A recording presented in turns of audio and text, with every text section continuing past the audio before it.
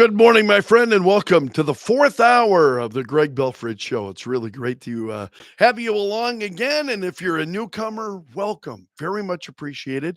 We raised our subscriber numbers by over 10 people easily this morning on the air, which always surprises me. But I wanted to hit the 200 number, and now we're at 200 plus. So on to 300.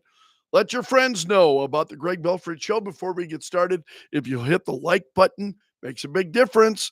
I really appreciate it. So what's new this morning? TMZ is admitting that it had falsely reported that Beyonce was going to be the primetime performance at the DNC. So, TMZ apparently posted a message this morning saying we were wrong. That Beyonce, they had claimed that Beyonce was going to take the stage at the Democratic National Convention. And yeah, it wasn't true. It wasn't, well, there was nothing on the stage at the Democratic National Convention that was true, was there? There wasn't much. So anyway, they have apologized because they were promoting it. And so now TMZ is saying, to quote the great Beyonce, we got to lay our cards down, down, down.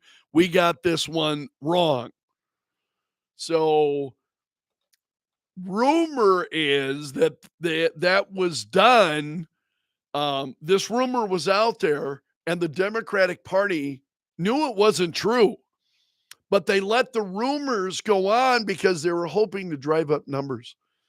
They were hoping to drive up numbers of people watching the big night for Kamala Harris, and that is that what it takes? Does it take Beyonce then? Rumors of Beyonce appearing at the Democratic National Convention then to drive up those numbers? Is that what it takes? Pretty crazy. Let's see what else is new this morning. We talked about RFK Jr.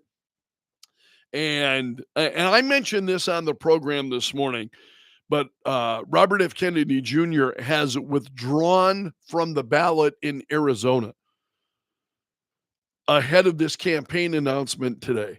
So he's got an announcement coming up at 1 p.m. Central Time.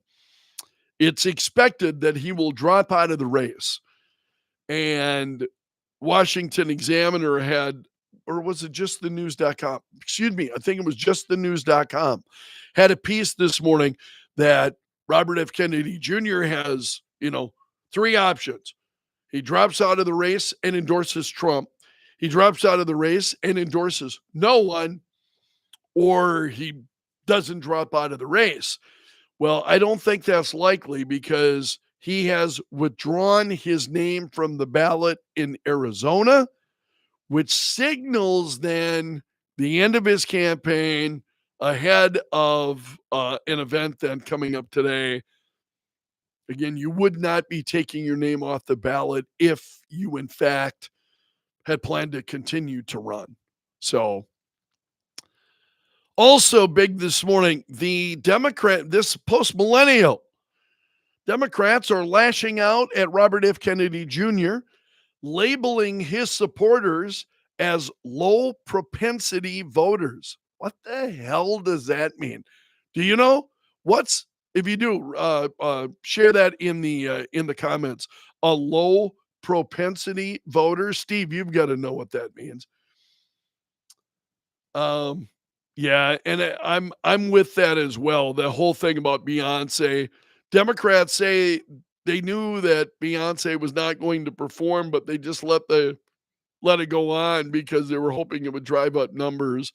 And I'm like, yeah, they would need the help.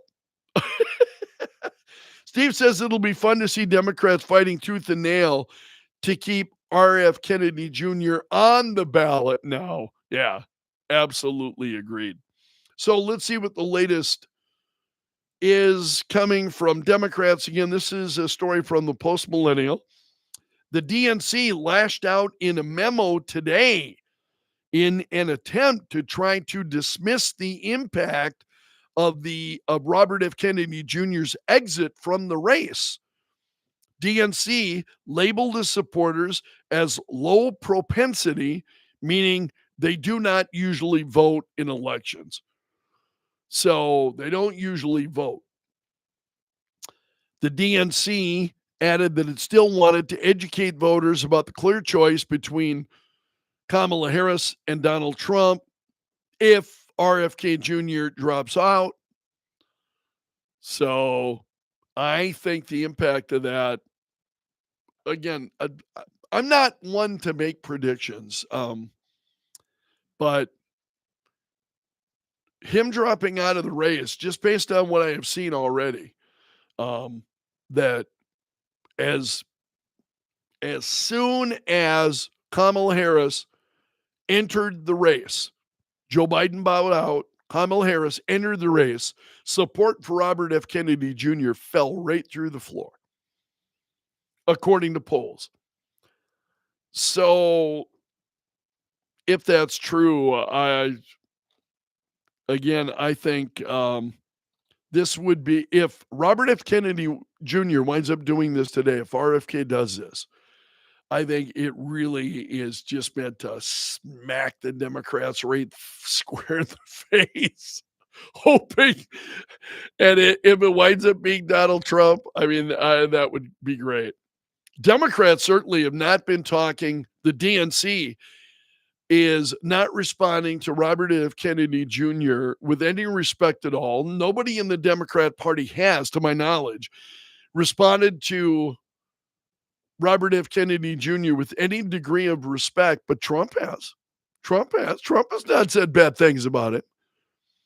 And Trump said he would welcome his endorsement, and if that were to be the case, so we'll see what happens today. That's a big story.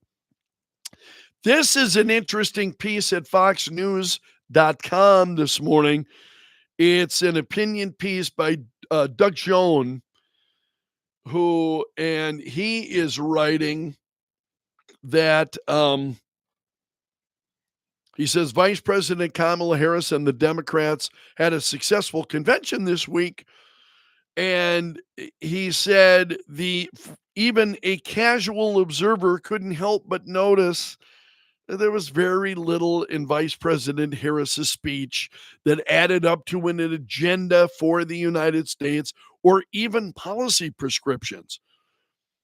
He said the strategists behind the ticket understand that on issues they could very easily lose to Donald Trump, but on life story, on aspiration and symbolism, it's much more likely that the Democrats will turn what was once a possible defeat with Joe Biden into a potential victory with Kamala Harris, he writes.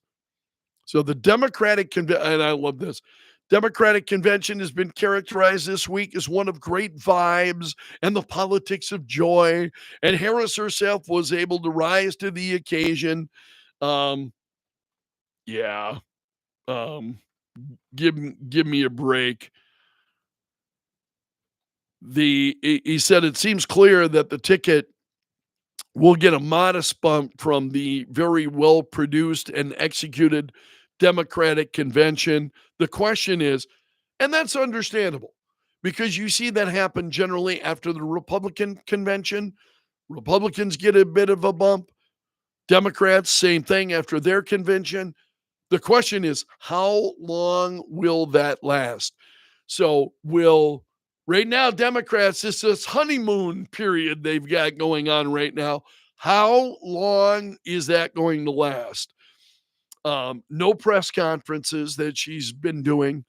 So it's what now? We're closing in on 25 days since she has been named as the successor then to Joe Biden and now officially having received the Democratic nomination. Can she continue without doing news conferences?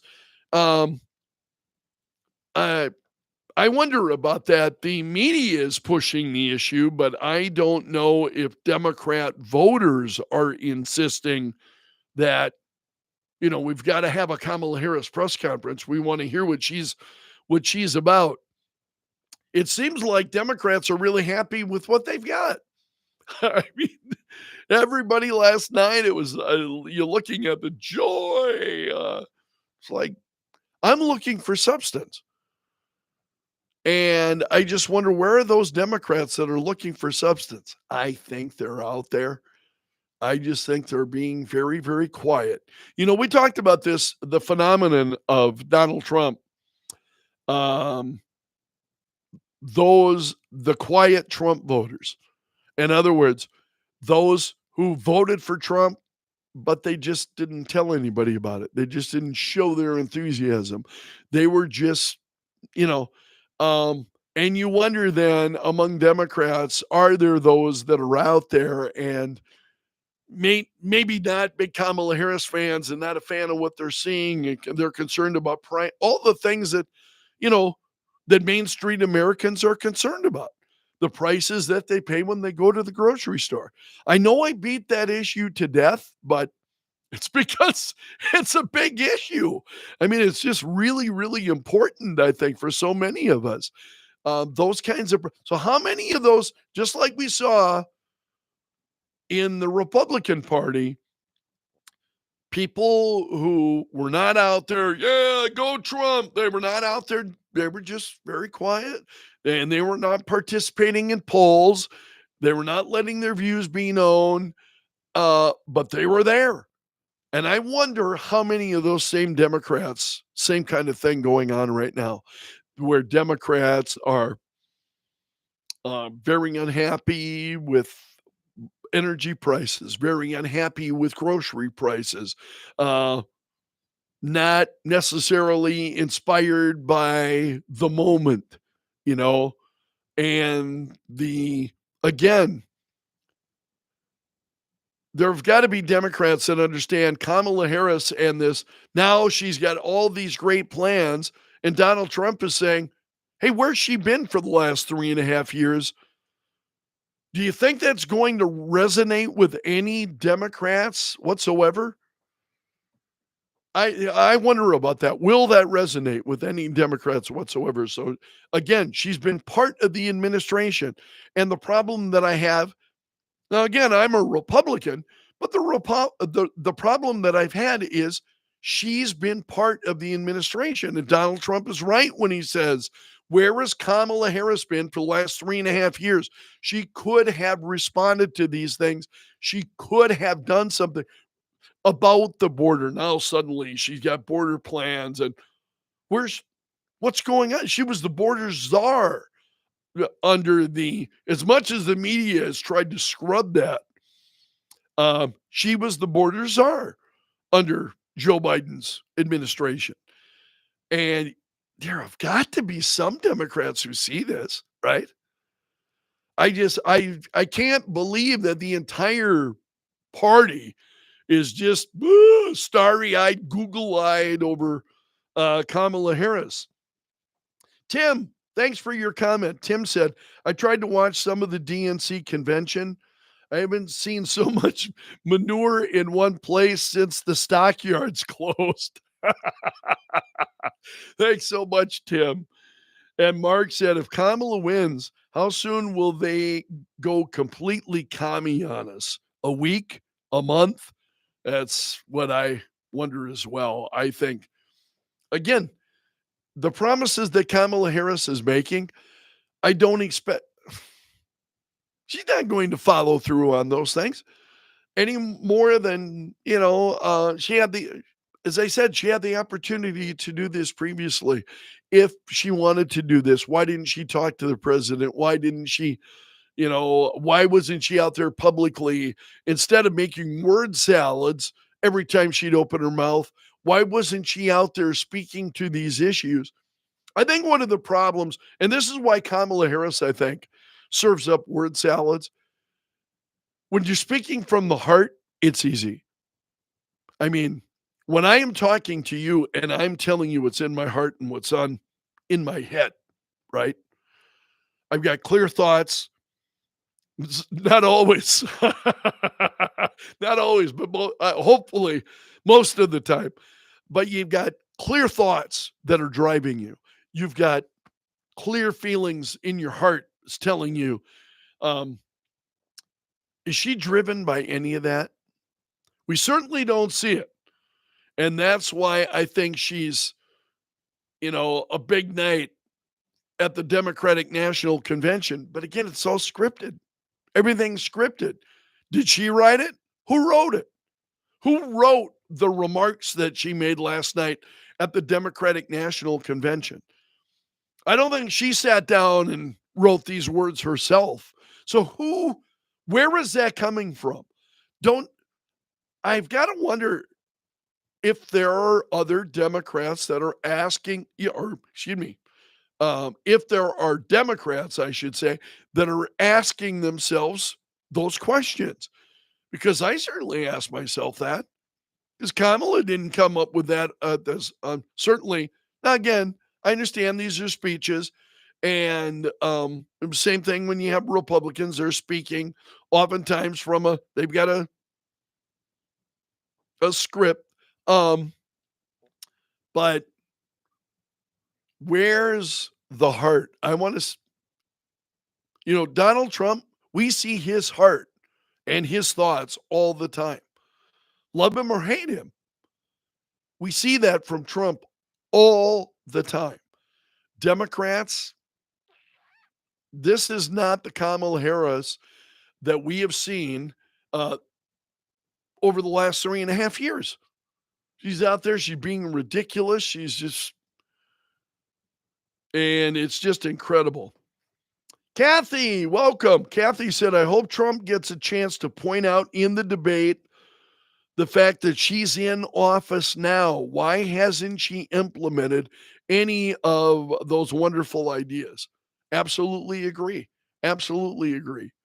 So how do you guys feel about that? The fact that there's only, as it stands right now, there's only going to be one debate, which will be coming up in September. Only one debate. It'll be on ABC. Are you concerned what kind of shenanigans and nonsense ABC is going to attempt? And I wonder what the debate format will be. Would you like to see a debate similar to the one that we saw between Donald Trump and Joe Biden? Would you like to see that style of a debate? Okay, we're going to cut the microphones. We don't want one candidate speaking over the other. I would really welcome your thoughts on this. Steve said he's not concerned it's old hat for Trump at this point. John says, this is the most unique election of our lifetime as two incumbents are running. Yes, Kamala is just the VP, but still has a record. Yeah, you're right, John. I think Kamala Harris has got a record. And if you take a look at her record in the state of California, it's not good. It is not good. And I think her vice presidential record is the same thing. And again, I'm just always taken aback that she's trying to distance herself like she just showed up. Hey, hi, I just got here. And wow, this is a real train wreck. And I mentioned this to you the other day. Democrats have been in power, 12 of the last 16 years. 12 of the last 16 years, Democrats have been in power. And they're holding this convention like they have been they're talking more like Democrats in South Dakota who haven't seen power since Dick Knight. Democrats in this state, right, have not seen power in South Dakota since Dick Knight was governor. So it's been a long time. And that's how they're acting. And it's just too much for me.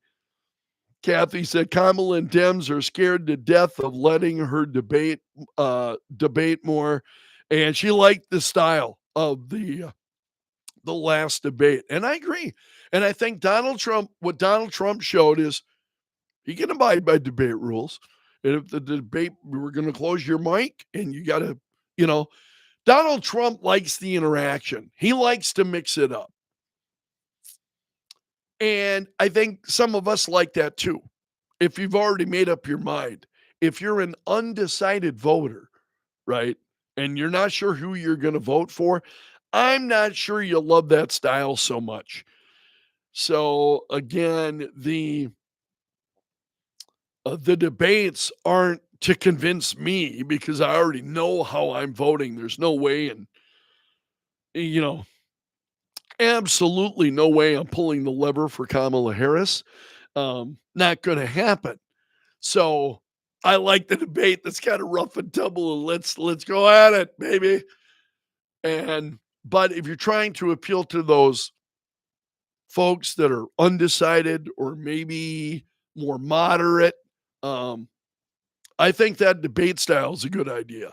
So we'll see what ABC does.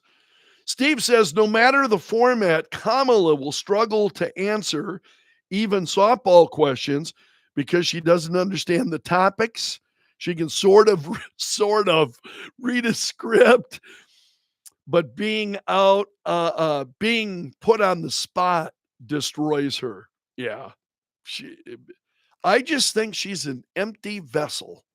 That's what I think. I just think she's an empty vessel. I mean, in terms of what's going on up here.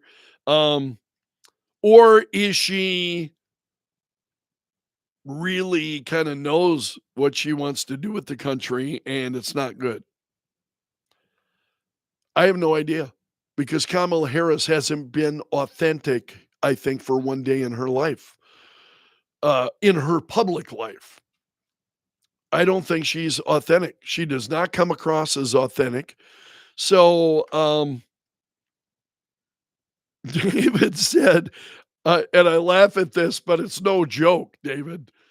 I still see some districts giving her 110% of the votes.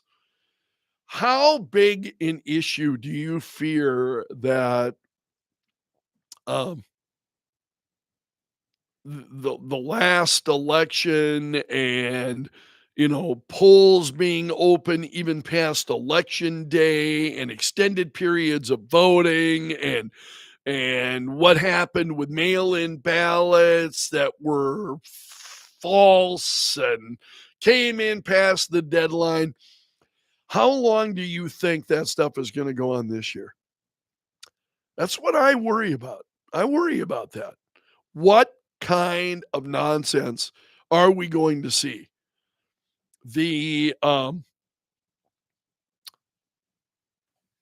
That's probably one of the things that keeps me up at night a little bit, is wondering what because Democrats, I think there are forces that, open, honest, and fair elections do not concern them. They want power. And what you see from some folks in power, when their power is threatened, they react. So there was a couple of other stories that I wanted to share with you this morning. The chair of the Federal Reserve, Jerome Powell, is going to be talking today. The central bank getting ready to cut interest rates. So he's giving a speech today in Jackson Hole, Wyoming. And he will say the Fed's fight to reduce inflation has largely succeeded. Oh, really? We'll see I'm glad that's taking place today so that I don't have to respond to that until Monday. Also, I mentioned Scott Jennings the other day on the radio show because I really appreciated Scott. Scott Jennings is a conservative commentator on CNN. And he had a really kind of common sense approach, the kind of response that you and I might have, watching the Democrats, really Main Street common sense approach. And he was saying about what took place in Kamala Harris' speech last night at the Democratic National Convention. He said, I think these people are high on their own supply, he said. And then he said, what does Kamala Harris stand for? She's slightly younger than Joe Biden. That's what she stands for? Come on. You're going to have to win an election before you're leading a movement, she said. So, and then some of the other reactions. I liked what Vivek Ramaswamy had to say about it. Um, Again, where's the beef? Basically, it's what it boils down to. Vivek Ramaswamy is, yeah, we got this glitzy, star, and you had some stars who were there, others who were only rumored to be there and weren't. But you had all of those stars. But okay, so what? Where's the substance? There just wasn't anything of a value there, Vivek Ramaswamy said. And I like Vivek Ramaswamy. Don't always agree with him. It's kind of like Elon Musk. I like Elon Musk. Don't always agree with him, but I like him. And Vivek Ramaswamy, the same thing. I think he's an incredibly likable guy. He's an incredibly articulate guy. And then finally, I wanted to share this with you as we close this morning. A YouTuber is being roasted. And we talked about this on the air yesterday. What's the most the most unattractive hobby that a man can have? What's the most unattractive hobby that a man can have? We talked about that on the air yesterday. So a YouTuber was roasted for, and I know who she is, Liz Wheeler, very popular conservative YouTuber. She's a right-wing commentator. And so she said of the fact that playing video games, that's the most unattractive. Steve, I mention you because I know you play video games too. You're like me. Most unattractive hobby that a man can have is playing video games. And Liz Wheeler said, this is 100% true, she said. She finds it unattractive. And now she's getting roasted for this. This has gone viral. And she said, men playing video games is peak unattractive, beyond red flag, like deal breaker zone. It's weird that so many dudes don't get this. Well, she's entitled to her opinion. Apparently, she's getting raked over the coals for having that kind of reaction. Steve said, I was busy leveling up in Conan Exiles during Kamala's speech last night. And he said, I don't care what women think of my hobbies. My dog doesn't mind. I think Rocco, my dog Rocco, who I love, he's a great dog. I think he minds because when I'm playing Fallout 4, I'm hopelessly addicted to Fallout 4. And now I'm finding just new things all the time. And there are new mods that make it a whole new gameplay experience. So I've got a companion now. It's a mod that I'm playing with, and it's a whole new experience with this character, and I love it. In fact, I started the game over because I want to go through the whole game with this new character that I've not traveled the wasteland with before. So I'm totally just addicted to video games, and I know Steve spends a lot of time doing it too. I wonder how Tim says, I wonder how she would feel about dating a guy who has an AI girlfriend. Yeah, absolutely right. Absolutely right. I want to ask you, please hit the like button. Those of you who are watching, I really appreciate it. If you've got somebody you think would enjoy what we're doing in the fourth hour, would you please let them know? I would appreciate that as well. I want to thank all of the new subscribers. I made the plea on the air this morning. Hey, I was at 191 subscribers when the show, let's see where we're at right now. We were at 191 subscribers when I started the show this morning, now up to 225 subscribers. So more of you are subscribing. I appreciate that. And again, I mentioned this on the air this morning. Really touches my heart. Um, the interactions that I have with so many of you. And it's why I've always said on the air, if you run into me someplace and you listen, would you please take the time to introduce yourself to me and tell me a little bit about yourself? Because I really do appreciate it. And, Katie will be with me sometimes when that happens. And afterwards, she goes, that made you pretty happy, didn't it? And I'm like, yeah, I love meeting folks and learning a little bit about you and just hearing from you means a lot to me. So having subscribers here, very much appreciate it. And as always, if you got like-minded friends, I hope that you will tell them about what we are doing. So I am going to leave it there for now. We're at the half-hour mark. I want to wish you a wonderful weekend. Please tell your friends and have a great weekend. Enjoy your weekend. So long until Monday, my friend, and may God bless.